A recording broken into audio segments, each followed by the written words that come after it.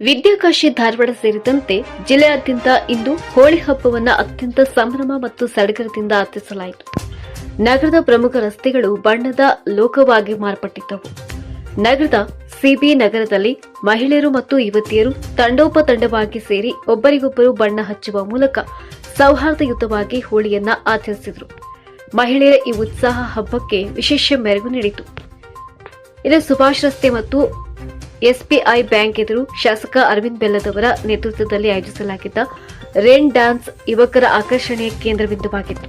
ಕೃತಕ ಮಳೆಯಲ್ಲಿ ಯುವಕರು ಹಾಡುಗಳಿಗೆ ಹೆಜ್ಜೆ ಹಾಕುತ್ತಾ ಬಣ್ಣದ ಓಕುಳಿಯಲ್ಲಿ ಮಿಂದಿದ್ದರು.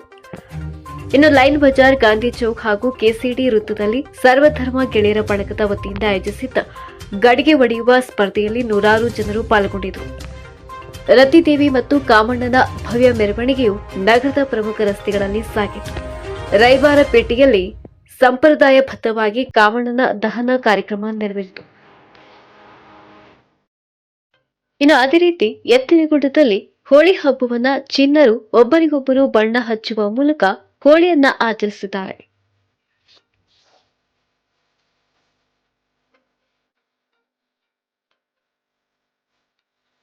ಇನ್ನು ನವಲಗುಂದದ ಪ್ರಸಿದ್ಧ ಶ್ರೀರಾಮಲಿಂಗೇಶ್ವರ ಕಾಮಣ್ಣ ಜಾತ್ರೆ ಹಿನ್ನೆಲೆಯಲ್ಲಿ ಧಾರವಾಡ ಜಿಲ್ಲಾ ಪೊಲೀಸ್ ಅಧೀಕ್ಷಕ ಗುಂಜನ್ ಆರ್ಯವರು ಸ್ಥಳಕ್ಕೆ ಭೇಟಿ ನೀಡಿ ಪರಿಶೀಲನೆ ನಡೆಸಿದರು.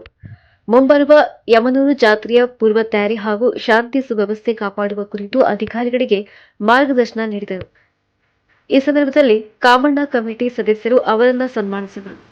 ಧಾರವಾಡದ ಮಿನಿ ವಿಧಾನಸೌಧದ ಆವರಣದಲ್ಲಿ ಮರವೊಂದು ವಿದ್ಯುತ್ ಕಂಬದ ಮೇಲೆ ಬಿದ್ದ ಪರಿಣಾಮ ಕಂಬ ಮುರಿದು ಬಿದ್ದಿದೆ. ಅದೃಷ್ಟವಶಾತ್ ಯಾವುದೇ ಪ್ರಾಣ ಅಪಾಯ ಸಂಭವಿಸಿಲ್ಲ.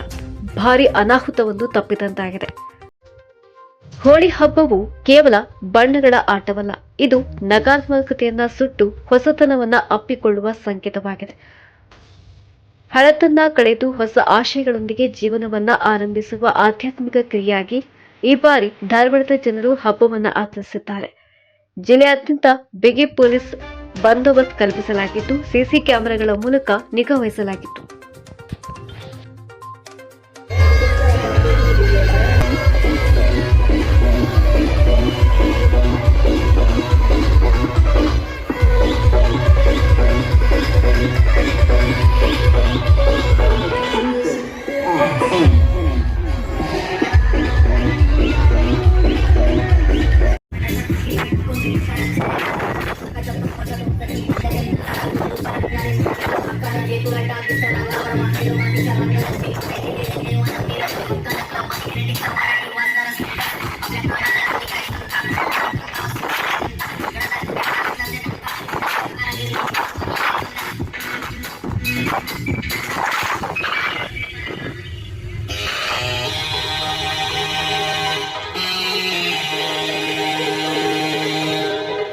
This is a brand new city.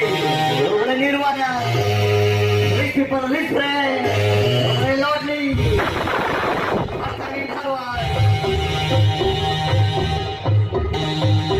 Myself, they are DK. And also SK.